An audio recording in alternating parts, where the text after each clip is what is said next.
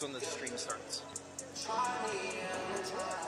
And welcome into FedEx Forum as the Memphis Tigers get ready to start conference play as they host the South Florida Bulls. I'm Clayton Collier, pleased to be joined by beat writer for the Tigers for the Commercial Appeal, Jason Munz. Jason, thank you very much for joining us. Hey, Clayton, I am just happy as I can be to be with you right now. As we said, the Tigers open it up conference play tonight against the South Florida Bulls. Also, the long-awaited return of former Tiger Tyler Harris, now with the South Florida Bulls. He's the leading scorer for them, 15 points a game, shooting 37% for three. We'll get to that part of it in just a minute. But, Jason, first of all, Tyler Harris said when he entered the transfer portal back in April that he wanted to stay here, that this was not his choice to leave.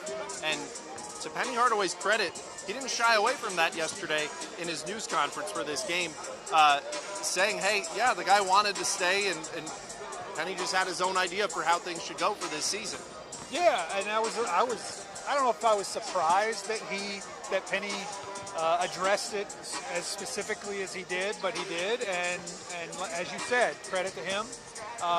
But, you know, like, he had a vision for what he wanted this program to be, you know, to look like, and I think based on the way some things went behind the scenes last year, it was all very well publicized by Penny himself.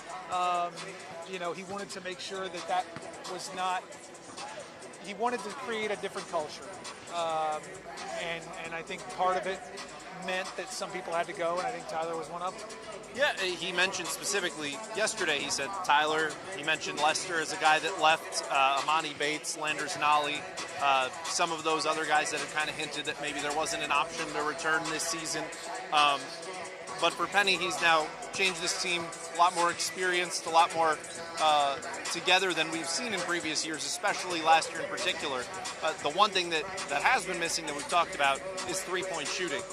When you subtract several of those shooters, I know the Tigers tried to get Emmanuel Acott. He decommitted later on in the summer, kind of left them in a tough spot with that when it came to perimeter shooting. But could the Tigers use a guy like Tyler Harris right now when he's shooting 37% from deep? Oh, yeah, without question. I mean, that's what Tyler Harris does. And, you know, like, given the way things have gone so far this season and the way the team is built, it would not be, I'm sure that, you know, if all things being equal, if he could add somebody like a Tyler Harris who shoots 37% from three-point range to this team, he probably would. But, you know, it's not, you know, Penny doesn't make decisions in a vacuum. There are other things that you have to consider, not only off the court stuff, but also on the court. You know, Tyler, I don't think that he plays the type of defense that Penny wants his guys to play. You know, that sort of thing, just different things that he has to take into consideration. But I'm sure that if Penny had a chance to add a 37% three-point shooter to this team, he would be more than happy to do it. Absolutely. Well, for tonight, the challenge now on the opposite end of the court is Tyler Harris. Penny also said yesterday that he plans to put multiple guys on the former Tiger. How do you see this one shaping up? You had asked in that news conference just, are there other guys that they have to worry about? Certainly they do. But the goal clearly is to take Tyler out of this game. Yeah, I mean, so far this season, he's been the head of the snake, and that's not a huge surprise. He's averaging like 32 minutes a game, 15 and a half points a game roughly. But they do have other guys. Russell Chiwa is a guy who can score the ball for them. Jameer Chaplin kind of gave Memphis some troubles last year.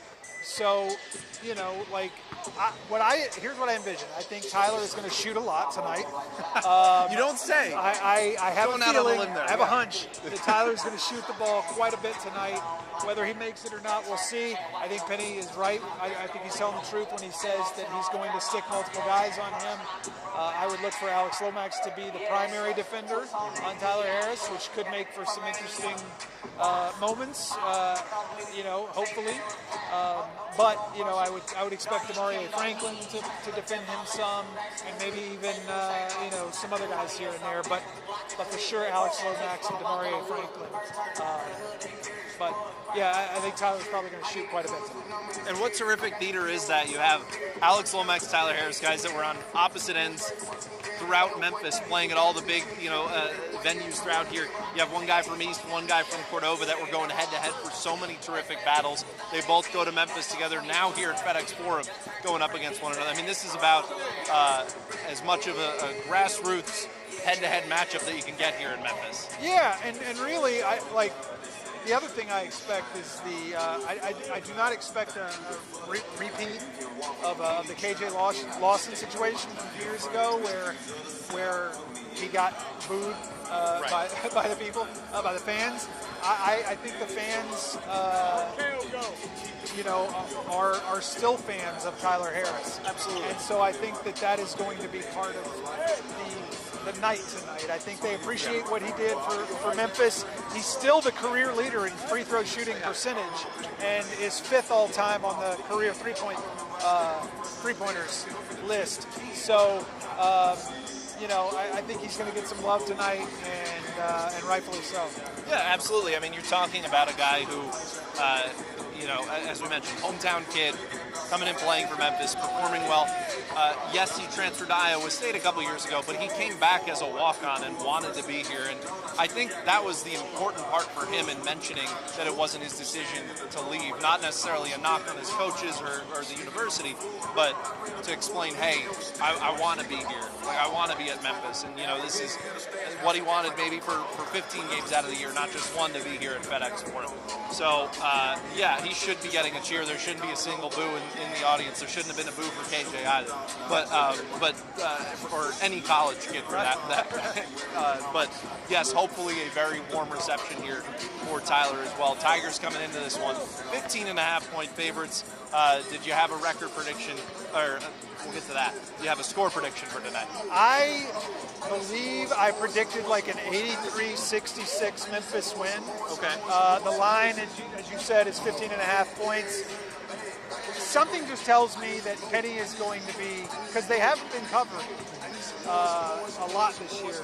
So it's a little bit out of the norm to expect them to. But something tells me Penny and some of the other guys on the floor are going to be motivated to make sure they leave no doubt in this game. That's fair. Well, before we go, just looking a little further ahead, since this is the conference opener, I know you made a prediction preseason. I think you said it was 16-2. You sticking with that? I mean, yeah, I think I have to. I don't ever like to change things after I've made the. Well, it's more of an educated guess now. You've seen half a season. Yeah, I'm going to stick with it though. Honestly, I think the league is part of it. Is the league is down. Obviously, outside of Houston and Memphis, there's really not much. UCF has played well, but I think if I remember right, before the season, I predicted that they would split with Houston.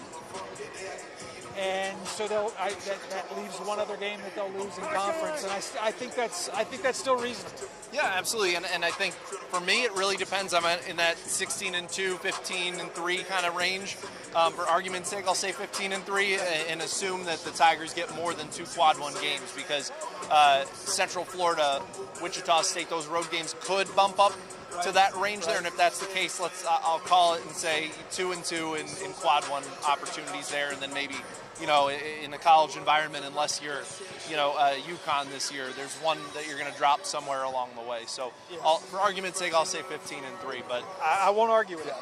But nonetheless, Tigers in a great position, looking like they're going to make the second straight NCAA tournament appearance as long as all goes according to plan here for the Tigers. Yeah, I mean, stay healthy, and really, that seems to me that would be the only thing that would stand in the way.